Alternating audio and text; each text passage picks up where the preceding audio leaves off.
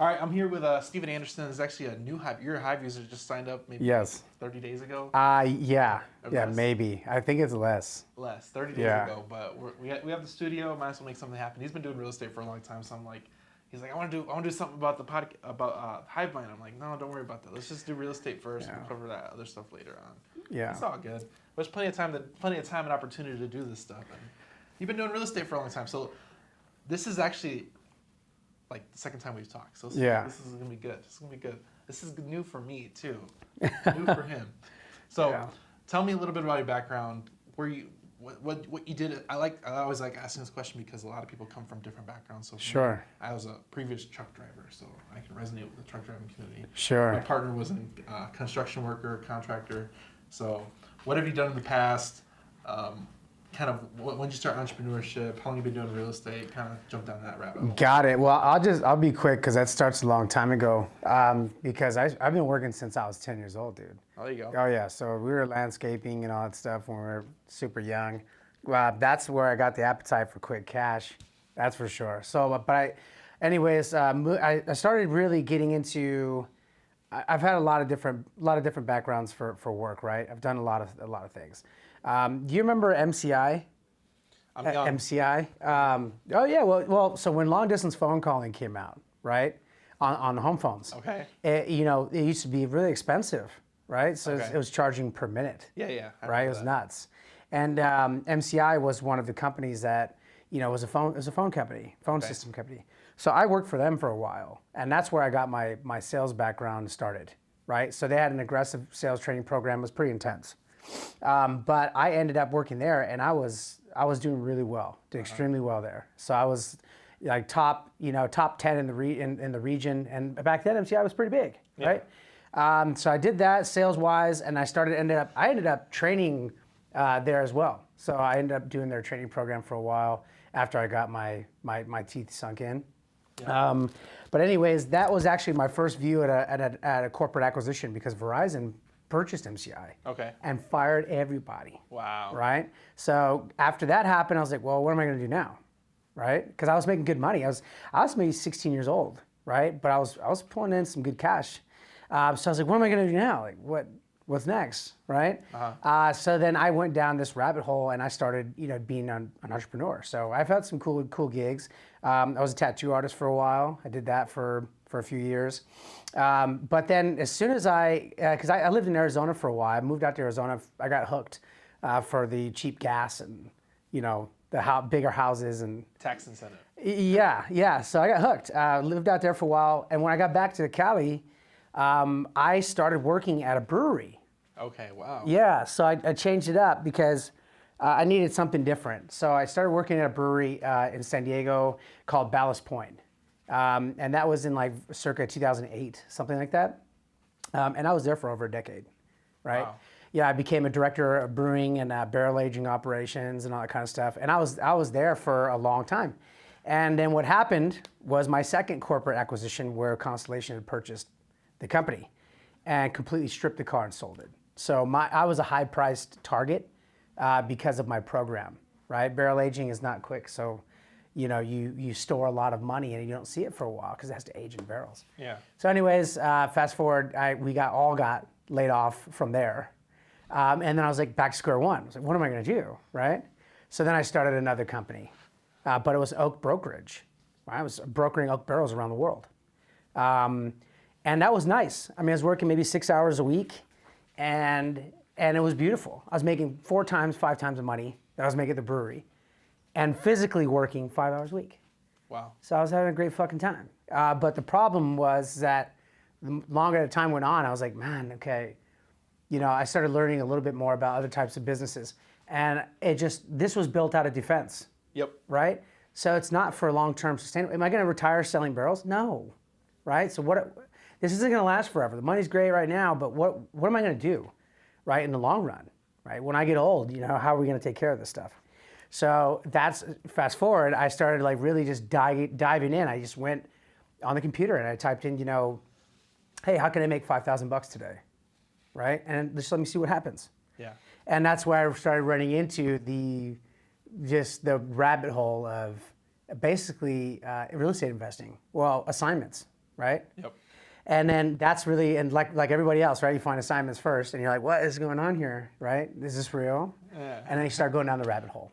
And that's how I got into real estate investing. So I really, that's a crazy story. That's a crazy story. So Thank you. Tattoo artist to Landscaper, to caterer, tattoo artist. Yeah. But and this is the beauty of that.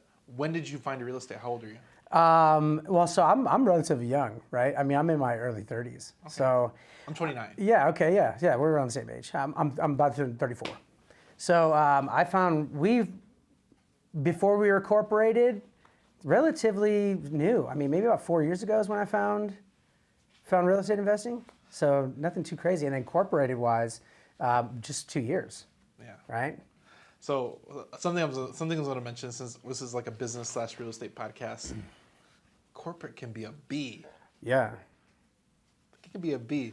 So yeah. I always laugh because I see, and now that I'm in business, I see corporate as like, man, corporate it's a good thing, but it's dangerous. It's dangerous from when you're an employee, but it's a good thing from when you're, because now you have both perspectives. You have the perspective of the boss and like, hey, if I'm buying this, I need to make this as efficient as possible. Everybody's out the door. Yeah. Because now you do it with properties now. Yeah. Like, I'm going to gut this whole thing. We're going to restart from scratch, redo the electrical. We're going to make this the best thing it could be. Or can we just get away with a quick 20K? Exactly. You know, like can we just? It's different perspectives now. Yeah. But then as your employee, like I got opportunities to get advanced as an employee through corporate. And I'm like, there's an underlying corporate thing going on here. I don't know. Sure. I don't want to be a part of this. I think it's tough, right? Because I see all sides of the ball. Even when I was in those environments, and craft beer in the mid 2000s, and before, was a rad place to be. Yeah. It was peace and love, man. Drink some beer and have a good time, right? It was amazing. And corporate comes in and ruins it. You know what? Well, you know what? Is you need growth, right? Yeah. And you have to have that structure because you got a bunch of degenerates that drink beer all day, that are cruising around having fun. You got to contain all that, right? Yeah. And so it was necessary, but just the way they went about it was a little weak. They didn't know what they were doing. Yeah. Right. So I won't get too far into that because that's pretty sticky waters. But corporate comes in and they restructure and revamp and make profits important. It could be a good thing. I like the structure. Yeah. I like the structure. That's one thing I did learn doing all this is that the corporate structure is amazing. It is. If you can lock that down and you can own that and still keep your culture, oh my God, you're gonna kill it. That's I'm gonna lead into that. So now that you've been in corporate, you've been under the thumb of corporate, and you didn't like being under the thumb, but now you know what not to do, and it kind of brings into your business now as a business owner because now you can you can bring in the good side of corporate and kind of not do the bad side of corporate because corporate can be a lot of politics. Sure. But when you breed good culture, which I think corporate struggles with that, as the larger they get, they struggle with culture. Is now you can kind of build your culture up from the beginning, and it's your business, and it's not somebody else's. Sure, I think it's an inevitable point though, when you get big enough. And granted, right? So the name of my real estate investment firm is Sammy REI. Okay. Sammy, right? Yeah. And I think that, and granted for us, we're still super small. Yeah. Right. And hence coming into HiveMind, and seeing that was the whole thing was what we were looking for is how to automate more, how to build more of a system. And a lot of the systems that we are currently using are phasing away from now, don't have that opportunity, right? But I think inevitably you get to a point where you got so many freaking people, man, it does become a lot more political, and you have to have some type of corporate feel to it to structure that out, because people are the problem most of the time, so right? We're in the midst of doing that because we can't, and it's phases. Phase one is just the growing stage. You kind of take everything on the chin and keep it moving. But now, as we're getting bigger, we have to institutionalize more things to make it more corporateized. That way, things stay in line and things can progress. And that was the thing. It was outside looking in. Okay, now we need a structure. So now we're structuring and creating more processes, more streamlined capabilities, just to make sure everything happens the way it's supposed to happen. Because now, as you can't let people run around. Yeah. Oh yeah. And I mean, even the smallest thing, like, letting people go. Yeah. Right. If, I've been a business owner to where when I fire people, it's like, or let people go, it's like, hey, I've been that guy at one point in time in my life that's like, yo, get the fuck out of here. I've been the guy that's like, hey, this is your last day. And then I've been a part of the corporate structure now to where it's like, if you don't do and follow the steps correctly, you're in trouble. You can get into a lawsuit on how you let these people go. So, like for instance, you got people that are hiring VAs left and right and firing VAs left and right. And granted, that's a little area that I'm not proficient in the sense of letting VAs go, right? Yeah. I've only had to let one VA go and it sucked, I believe in the underdogs. Yep. And that's the hard part for me when having a crew, right? But anyways, long story short is, you can fire somebody or let somebody go the wrong way. And if you have a big enough company, you're asking for a lawsuit, buddy.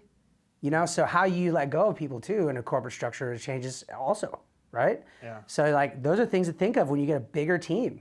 That's why I was saying people are the problem, right? Yeah. Those are the ones that call out, people call out sick, not robots, right? If I could automate it, it wouldn't be an issue. Boom, right? That's why you get those people that come in.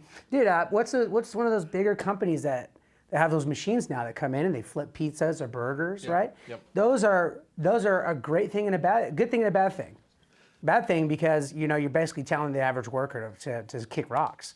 Right? Hey, we don't need you anymore, buddy. You're deleting a class of workers, right? But also for the business owner, you're like, hell yeah, like that's genius, right? I just need somebody to flip burgers here, and a machine can do that.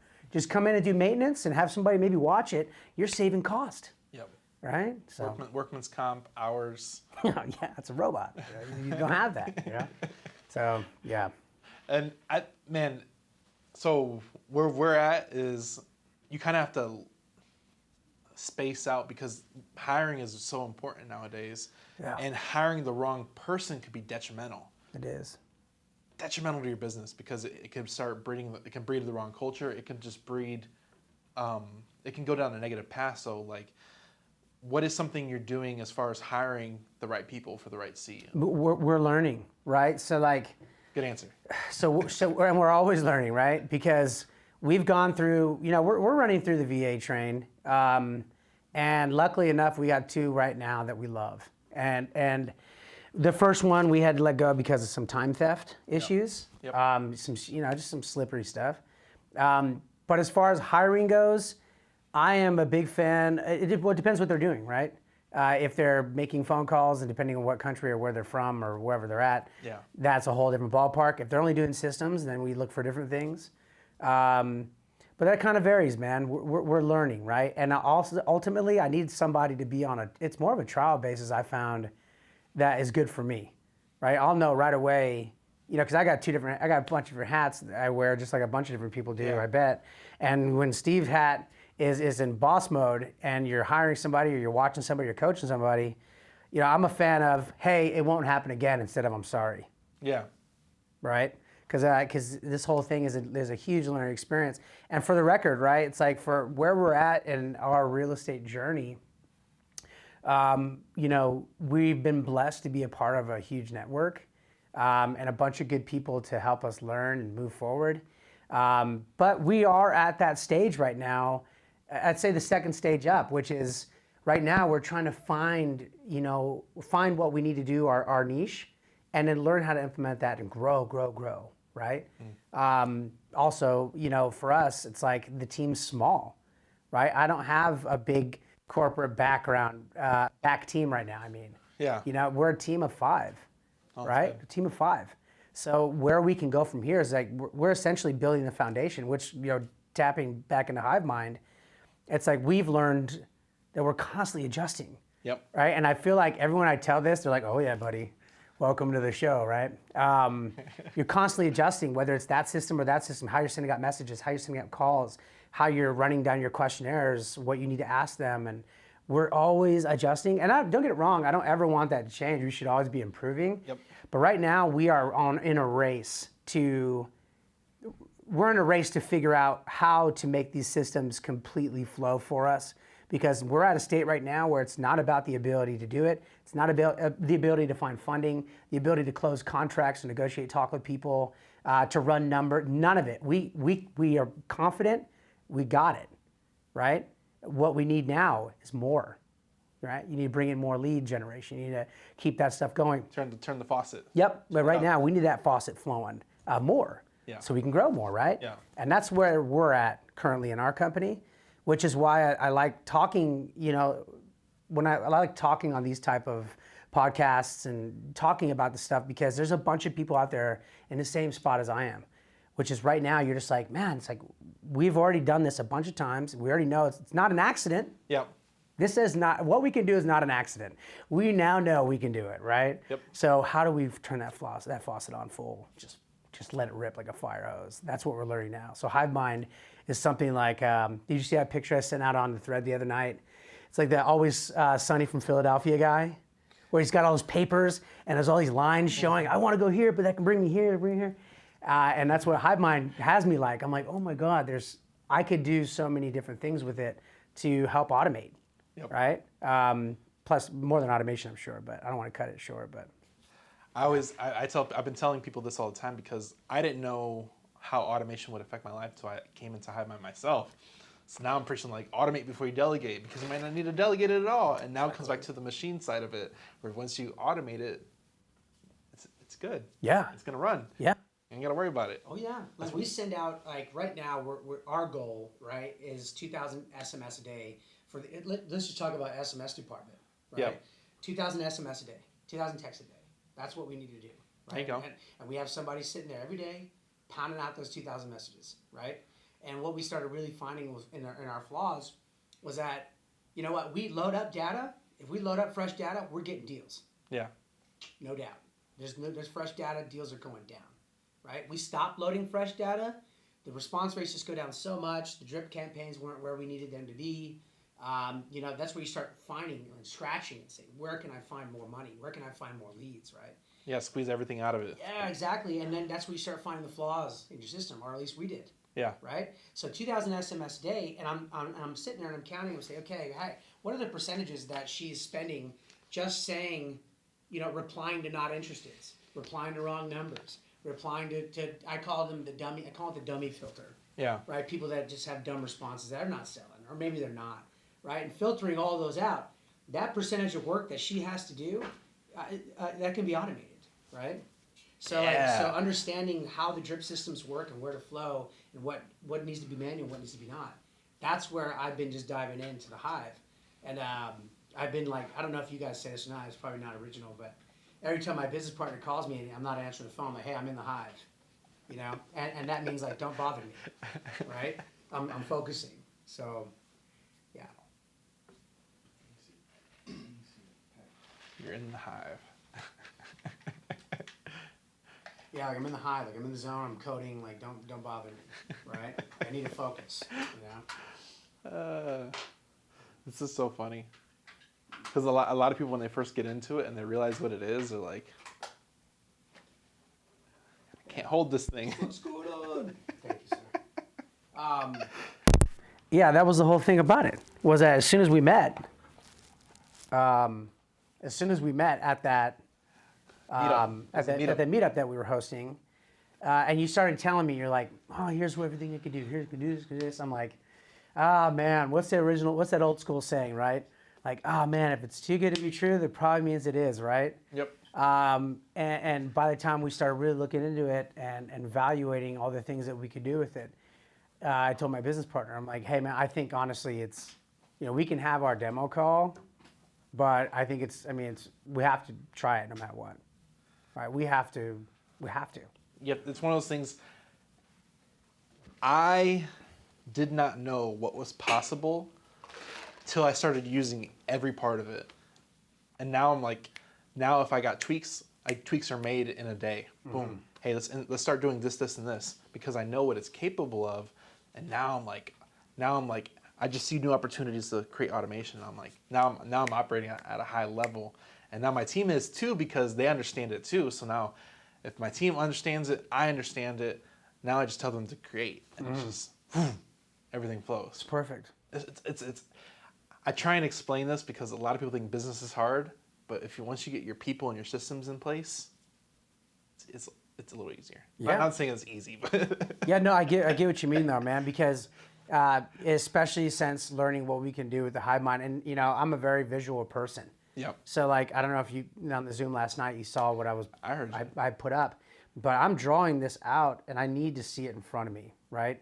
So I'm drawing out the whole spider web of where we can go and what triggers need to trigger what, and I see nothing but potential in it, which is why I just can't wait to hurry up and get it built out because we need to get going. I mean, you heard the guy yesterday. He said he got a $50,000 deal within 30 days using this stuff. Oh, sure. Yeah, I mean, that's what I mean is like people are the problem, right? You take away the people in that essence and you automate a lot of those things. It helps to make sure, keeps you on track, right? There's certain systems and I'm I don't need to call out which systems. Yeah. But there's certain systems that we're using now that I'm just like, it just doesn't make sense. Like we're having to go around the corner and down the block just to get a KPI.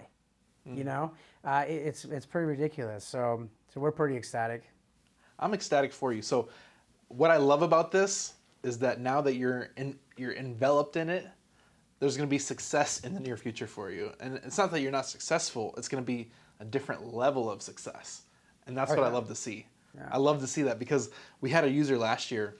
He was doing spreadsheets, and I don't know what I know he's definitely using spreadsheets and other products and services. He comes into HiveMind and goes, whew, 50 deals, $300K in revenue in like 6 months. Oh man. So now I'm like, people that operated at a high level already, they just come into this, go, whoo.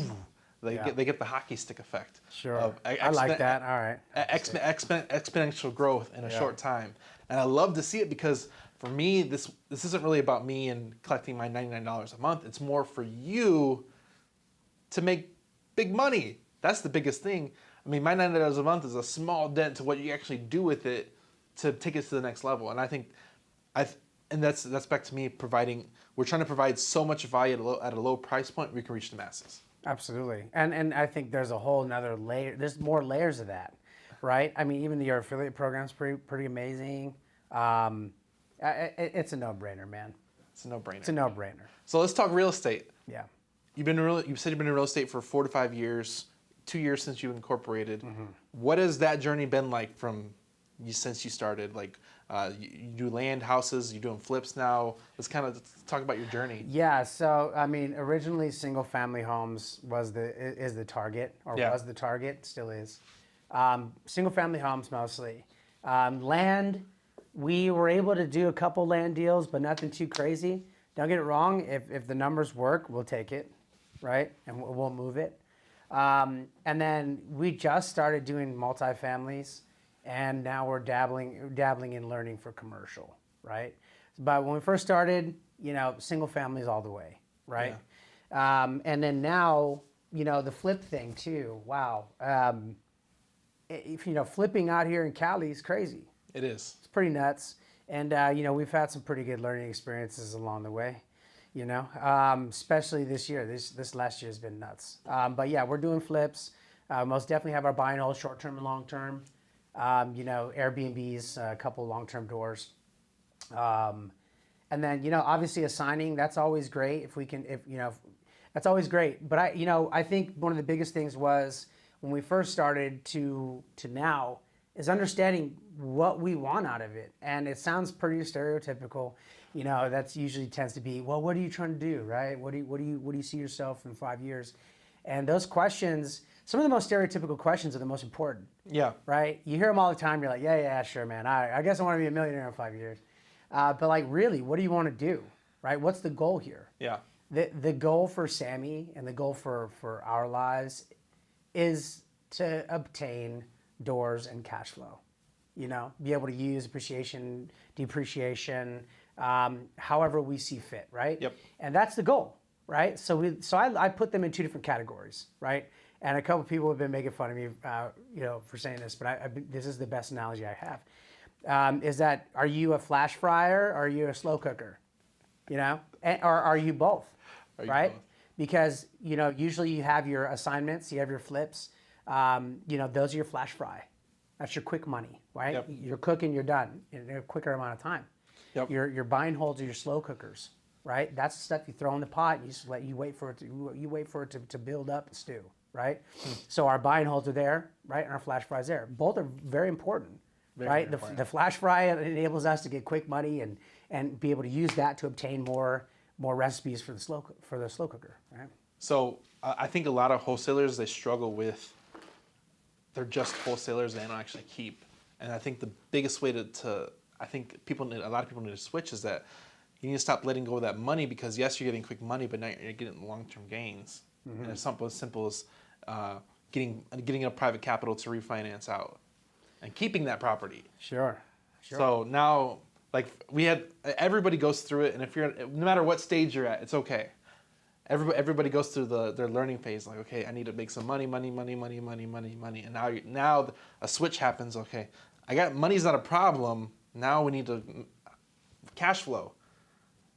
I got to work every time I wholesale this property. That's a check. It goes out. It may cost me a certain amount of money to get that deal, but now there's no long-term income coming in from this. So now you got to flip the switch. Okay, how can I create cash flow to come in to sustain my marketing maybe, or my bills, my expenses. Yeah. So now you gotta kind of find that balance, and everybody goes through it. I call it survival mode. Survival mode. Right. So you need to get out of survival mode.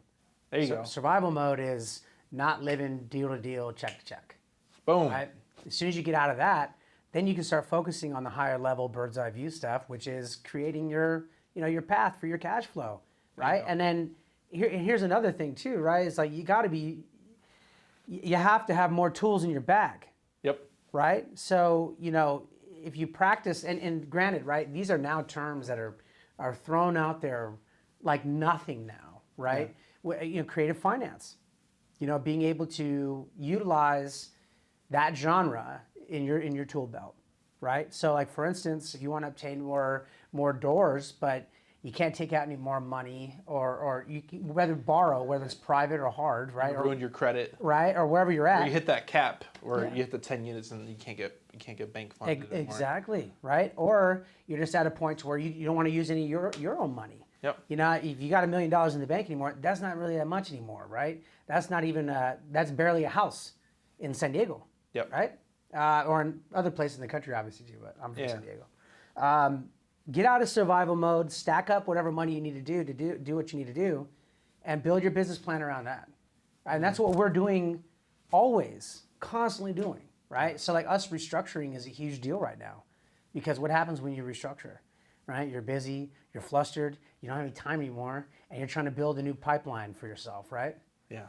Just get out of survival mode is the biggest thing, and then learn that balance. Once you got a little bit of cash. And this is what we were investing in education before we were, consistently doing deals. Yeah. Joining different mentorships or masterminds, or, find yourself some people that you can like talk with, man. Because that plan doesn't have to be that difficult, right? No. I think, you just get out of survival mode and then you start building the rest of your business. So the previous interview I just did, it was talking about that a lot of people don't know their own flaws because they're in survival mode. Sure. Yeah. And wholesalers can be in survival mode too. Hell yeah. It's just a different type of survival mode. Yeah. Oh yeah. It's all the same thing, right? If you're worried about your bills, you're going to make decisions sometimes that you wouldn't make if your head was on straight. If you had enough capital to not be in that mode, real estate or not. Yeah. Right. Let's just talk money. Yep. That's how it goes. Right. As soon as you're not worried about that stuff anymore, you start thinking differently. You start moving differently. Moving differently. Yeah. So, man, that was a good one. That was a good one. So you said you're doing flips. It seemed like you had a pain point. I'm gonna really dig into it. Yeah, no worries. What was your pain point from doing a flip this last year? Well, like for us, the flip game is relatively new, and being in San Diego or just California, and granted, it's not a crutch. All right, but damn, there's a lot more money, man. You want to do a flip in the Midwest, and you got a couple $100,000, you're solid, right? We're talking about putting over $200,000 just in remodel on this property we have right now, right? That's just for the remodel. Yeah. It doesn't include all the hard money costs and what it costs to actually obtain the house. So and then time keeps flying by. You might hire the wrong contractor, right? And then you start finding things. right? And you start having to redo them. And you start going the path, okay, man, are we really going into this, possible litigation? It's like stuff like that. It's like, hey, you could be walking down that path, right? Now, with the flip game in general, it's a fine line between you being able to hire somebody and just get that remodel done and show up. Hey, it's done. This is great. Let's sell this, right? Which you should never do, obviously. But that trust you put in those people can be a little too much. Misplaced. Yeah, yeah. Especially when you're I look at Sammy, my company, as a tornado, right? This tornado's constantly flying. Yep.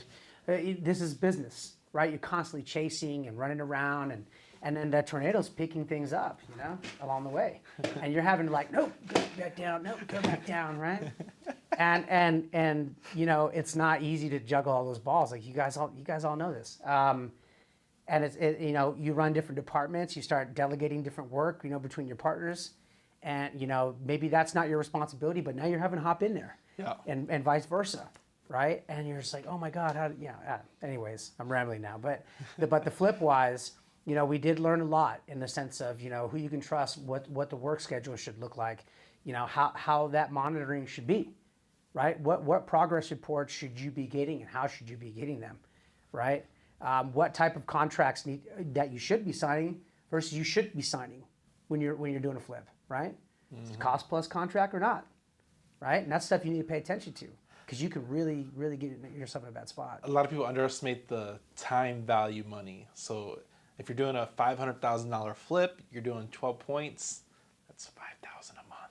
Yeah, it's a lot. It's $5,000 a month. It's a lot. It's gonna add up. A lot of people are lending money at a good spots right now. So I don't want to say knock on wood, but we were able to get low points and low percentage. So that was cool. Yeah. That's a plus side, but still, it's cost money, dude. The longer you go, you borrow money. You have to pay for it. It's gonna hurt more. It's gonna hurt more. It's gonna hurt. Yeah. So we're figuring all that stuff out, and you can look at it two different ways, right? You're either that guy. It's half. It's another stereotypical saying. Is it half full or half empty, dude? Right? And we've learned so much on this type of project, like this type of flip. Even veterans, veteran flippers would be like, oh wow, okay, yeah, that's a lot, right? We've learned a lot, and honestly, you fool me once, right? Yeah. So that's kind of what that is. So you mentioned you're going into the commercial space. What type of commercial are you going to? So not sure yet. I really would love to dabble in medical. Okay. So we have a couple good buddies out in the East that are messing around with that. And the thing is that there's so many different types of commercial properties out there. I would love to slide into medical, but then we also know that we do want to dabble in bigger apartment buildings and stuff like that as well. Nothing set in stone yet. That's part of our goal planning that we need to get more specific on. But we're starting to utilize our markets for what they're strong for, right? So like, for instance, here in Cali, and this is how we do it, all right? Everybody's got their own flavor, their own recipes. And that's the beauty of the conversation. You can go in any direction. Exactly, right? So in Cali, we'll do flips. If we get lucky, we'll take down something creatively, do an Airbnb. No long-term rentals here. And then, Midwest, we'll have specific states that we'll use that are just for buy and holds. And that'll be the buy and hold state. And then we're breaking into another market now that's probably going to be, well, don't get it wrong. We'll do whatever we can in every single state. Yeah. But if the numbers work, right? Numbers work. But the overall idea of it is that this place is for flips and Airbnbs. This place is more for buy and holds. This place is going to be for our commercial sector. Because once you start dabbling in the commercial sector, I don't know. I got a lot of buddies that just tell me, they're like, I don't do single family anymore. And don't get it wrong, we're open-minded. Sammy is open-minded. Yeah. Whatever we need to do, we'll do if the numbers work. Yep. But if we can, if you can put in an equal amount of work and then, see a 20-fold, type of return, what the heck, So we're positioning ourselves into we're trying to do larger deals. So we focus on large land ranches in Texas, but we're trying to pivot out into other states because we do have the hive mind and the community. Yeah. And but we're also doing triple net leases. We're trying to get into that space as well. Okay. on the other side. For sure. So yeah, we're trying to do bigger deals. That's the bigger thing. If this process is the same for every deal, why do small deals all the time? Yeah, I mean, like I said, if the numbers work, the numbers work. It doesn't matter if it's a $5 million home or if it's a $10 million equestrian ranch, right? If the numbers work, they work, and that's where we're at. Like, hey man, if it's all good, we'll shoot for it. Yeah. It's the path of real estate investors. It can go any direction. It's the beauty of it. Yeah, totally, man. And you can do so many more things and get creative with it. I mean, yeah, you can get creative on anything. That's the power of learning the creative strategy. So I recommend everybody learn creative real estate because you can take that through every type of real estate. And if you can be creative in commercial and multi-units and industrial, triple nets, you can be creative in a lot of different ways. If you learn that creative side of it, you can create opportunity anywhere. Yeah, absolutely. You can create your own set of terms. Yep. Not just for real estate either. Yep. For a lot of different types of business. I know people that are sub-2ing cars. Wow. Yeah. So I just got back from Atlanta and I talked to a developer, probably been developing for 40 years. He's a land guy, straight land guy. So he comes into the deals and he was talking about negotiating his way into restaurants where now he's getting equity of the restaurant just by being the land guy. Cool, man. the McDonald's approach. But like it's taking the land, huh? It's interesting, but like where he actually lived, he bought 1,200 acres, 200-acre lake, built like 70 homes around it. And then now he's getting older. He's like, I'm a little busy now, so I kind of sold off a lot of the extra parcels and let another developer go to town. Sure, why not? But he's like, yeah, I just bought 1,200 acres. I'm like, yeah. Who's this guy? Yeah, man. And what about, you know what? Are you guys dabbling in any kind of like, because you deal with, I think you probably deal with more land than we do. We do a lot of land. Do you guys ever do anything in the solar sector? It's come across, the solar sector generally is looking for 100 acres or more. Mm-hmm. So it's kind of, and they want to be within a certain range of a large city. That way they can push that power to a large city base without actually building out the infrastructure for it. So I've come across it maybe 5 times or so, but we know there's people looking for it. So. I'm in the middle of, I've been trying to build a solar farm in New Mexico for over a year and a half.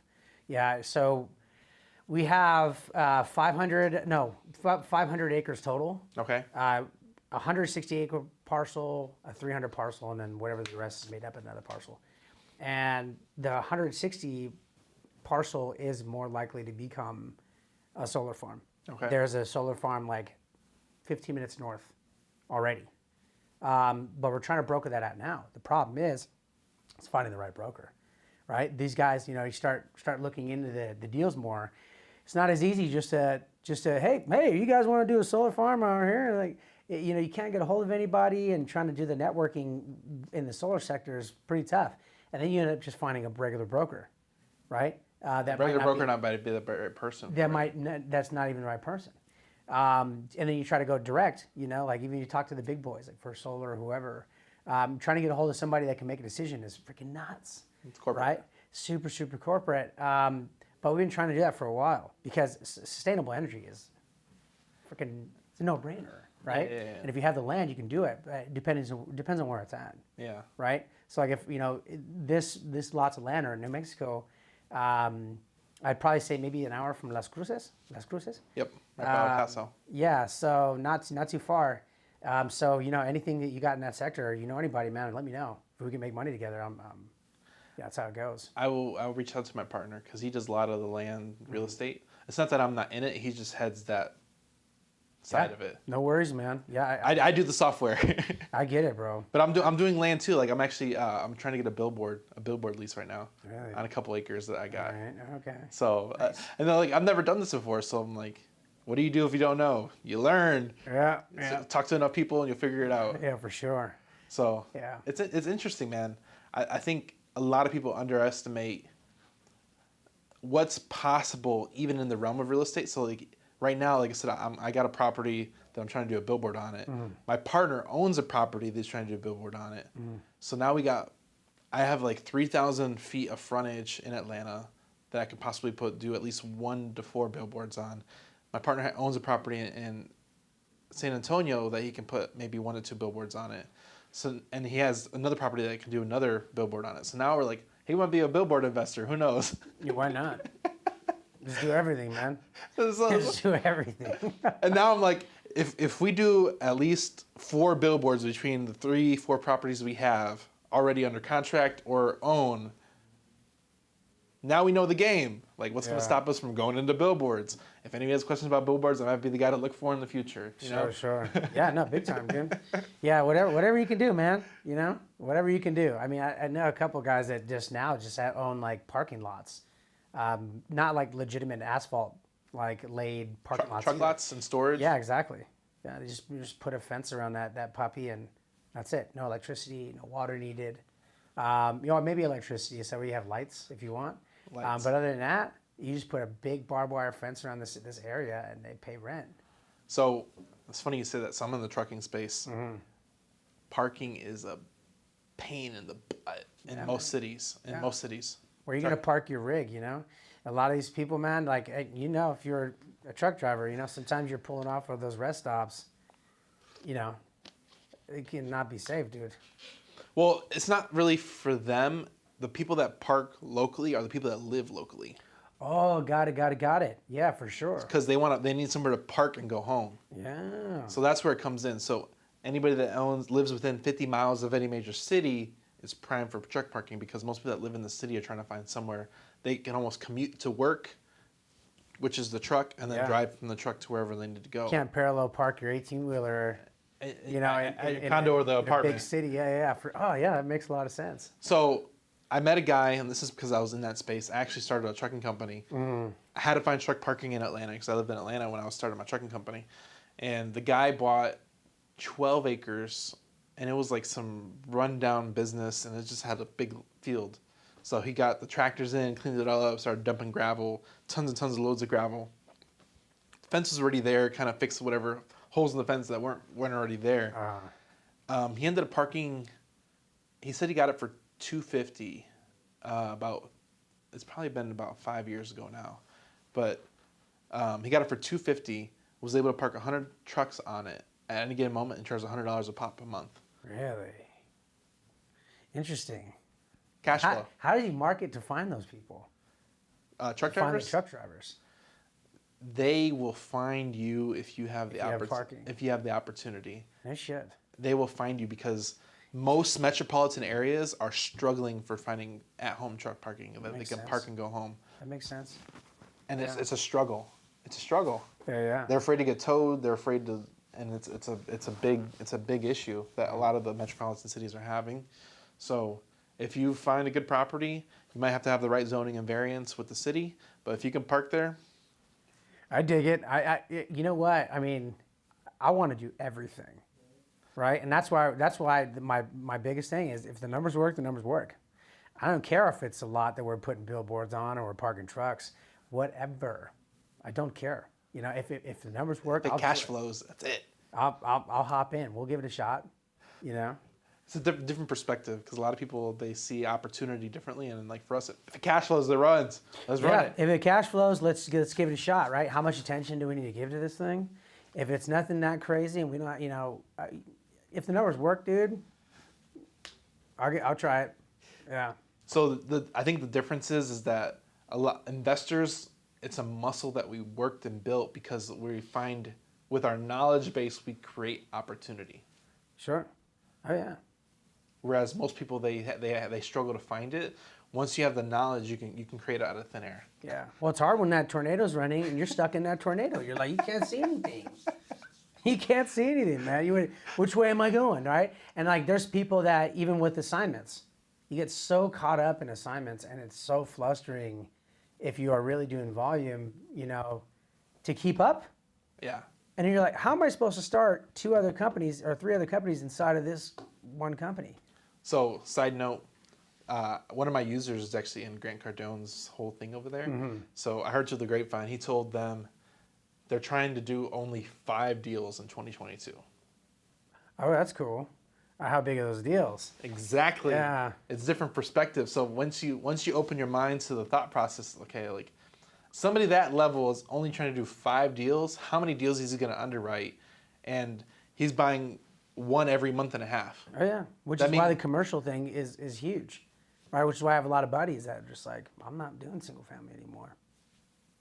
They're not doing it, and I'm like, well, you know, I can see up both sides of the ball, right? But that's exactly why. The evolution of the investor to do bigger deals. Yeah, this guy's like, I'm doing 2 deals a year, and then I go on vacation for 6 months. I'm like, interesting.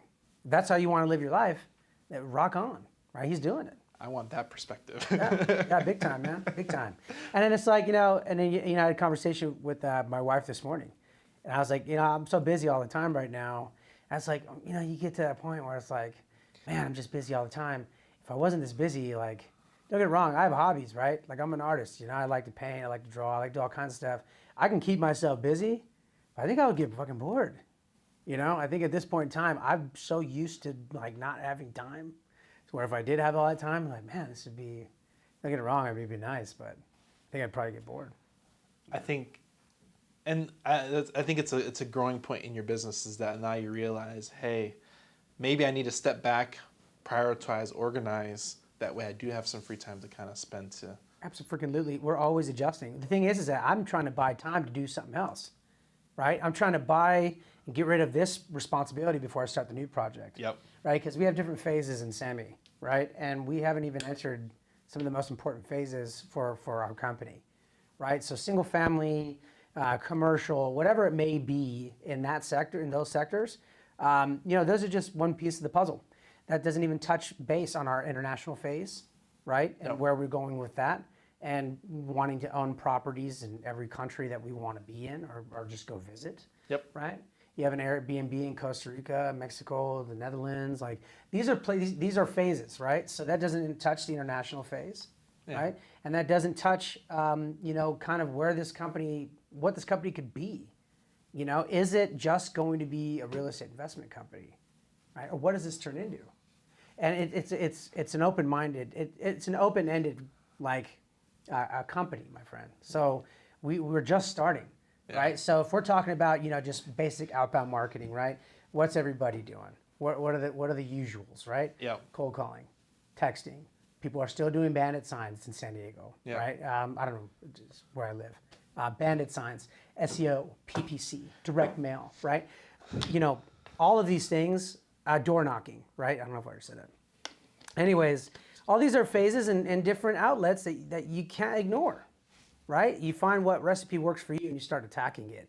So as soon as, you know, the cold calling, the SMS, and whatever I can do on HiveMind, which is way more than those 2 departments, as soon as those things are built out, it gives me time to move on to the next. I should be also helping build relationships, right? So like, but I don't have time right now just to go have lunch with a bunch of probate attorneys, right? Or go to different offices. And, you know, I got a bunch of buddies in the sector, right? Yeah. And if I had these many lunches or this many dinners or this many events.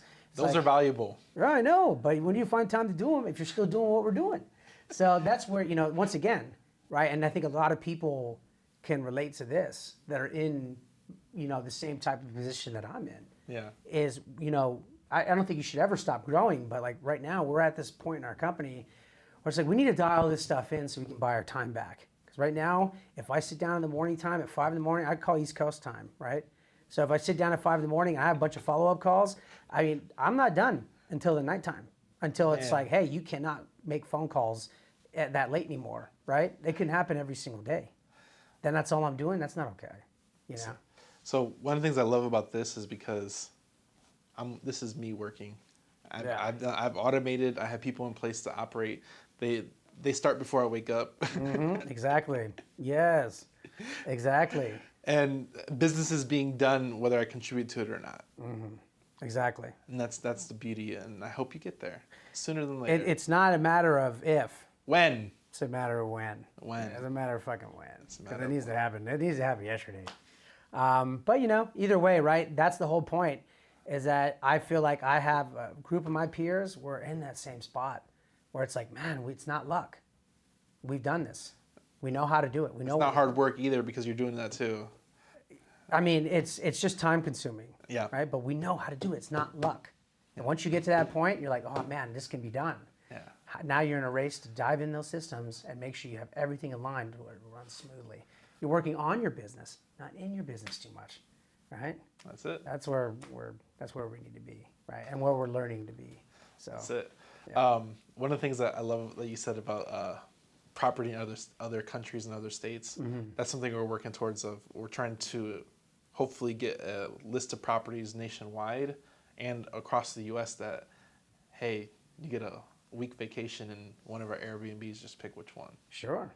And it'd be some type of utility that we can build into our program. Oh yeah, multiple reasons, right? Even just for personal reasons.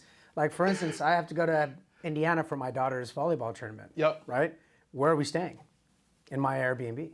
I want to own that property. Yeah, we're staying in my Airbnb, right? So you get to a point where you're recycling your own money, right? Because if I pay money to stay in my Airbnb, where's that money going?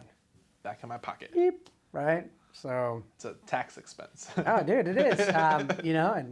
But anyways, yeah. Like I'm super pumped about the international phase because this world is too big. Too big.